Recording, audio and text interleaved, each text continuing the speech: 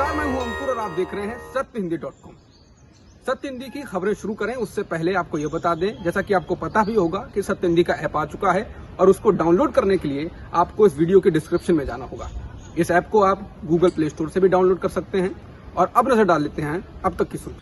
कांग्रेस के छत्तीसगढ़ प्रभारी पीएल पुनिया ने पहली बार माना है कि राज्य कांग्रेस में संकट है। उन्होंने कहा कि राज्य में नेतृत्व का मुद्दा है जिसे हम संबोधित कर रहे हैं। वहीं टीएस सिंहदेव और बघेल के बीच चल रहे विवाद के बीच बघेल ने स्पष्ट कर दिया है कि वे बिना लड़ाई के पद छोड़ने वाले नहीं हैं। राहुल गांधी से मिलने से पहले उन्होंने दिल्ली में संवाददाताओं से कहा कि कल मुझे संदेश मिला कि मुझे राहुल गांधी से मिलना है, इसलिए मैं आया हूं। हमारी सरकार सुरक्षित है, हमारे सभी 70 विधायक एकजुट।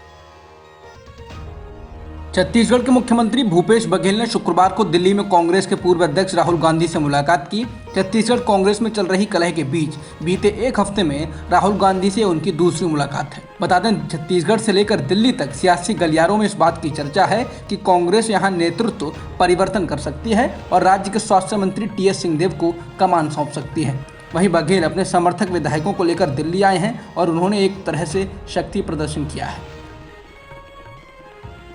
विवादित बयानों के बाद अब पंजाब कांग्रेस अध्यक्ष नवजोत सिंह सिद्धू के सलाहकार मलविंदर सिंह माली ने अपने पद से इस्तीफा दे दिया है। गुरुवार को ही पंजाब कांग्रेस के प्रभारी हरीश रावत ने सिद्धू से कहा था कि वो अपने सलाहकार को हटाएं, नहीं तो पार्टी को हटाना होगा।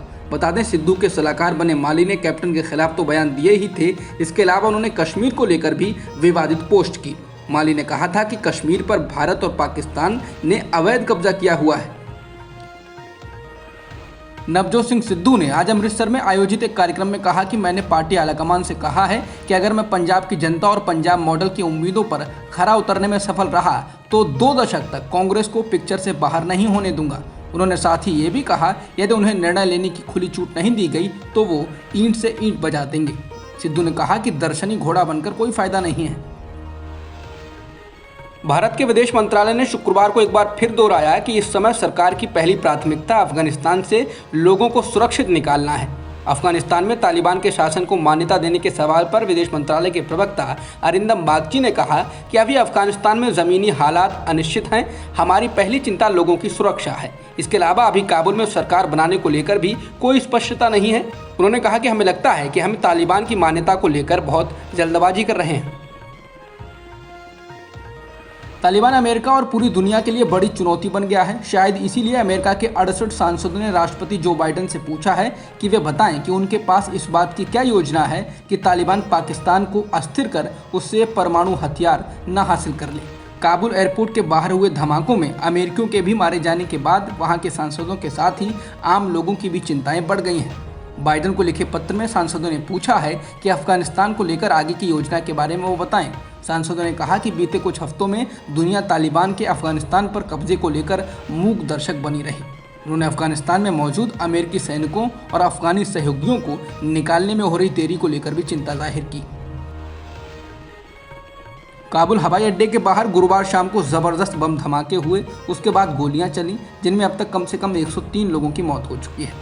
वॉल स्ट्रीट जर्नल की रिपोर्ट के अनुसार इनमें से 90 अफगान नागरिक और 13 अमेरिकी सैनिक शामिल हैं। लगभग 140 लोग घायल हो चुके हैं। घायलों में अमेरिकी सैनिक भी हैं। इन धमाकों की जिम्मेदारी आईसिस खुरासान ने ली है।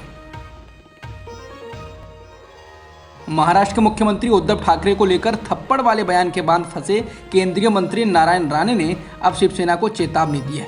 उन्होंने कहा कि उन्होंने शिवसेना के साथ 39 साल काम किया है, इसलिए वो उनके बारे में और उनके नेताओं के बारे में बहुत कुछ जानते हैं। राणे ने कहा कि मैं जानता हूं कि किसने किसको अपने भाई की पत्नी पर ही तेजाब फेंकने को कहा था।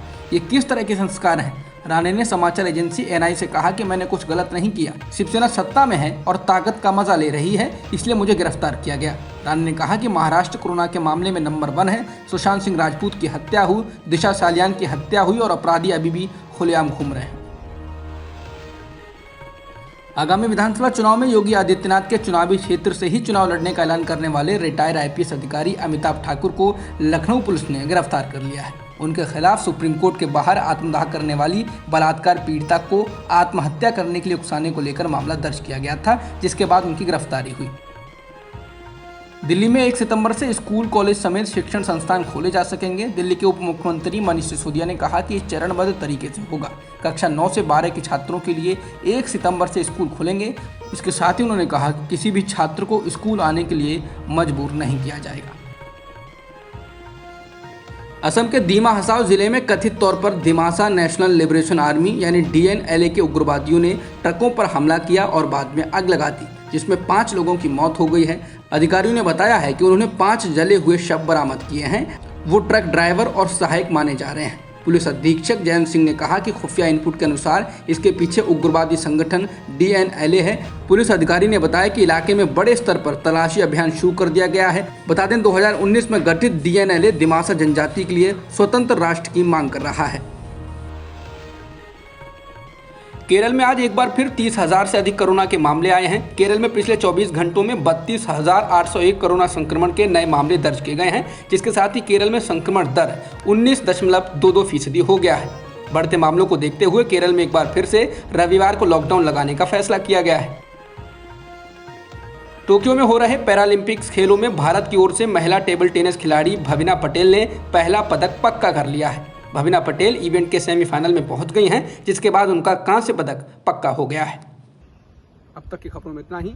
बाकी खबरों के लिए बने रहिए सत्यहिंदी.com के साथ। सत्य हिंदी का ऐप डाउनलोड करें गूगल प्ले स्टोर पर।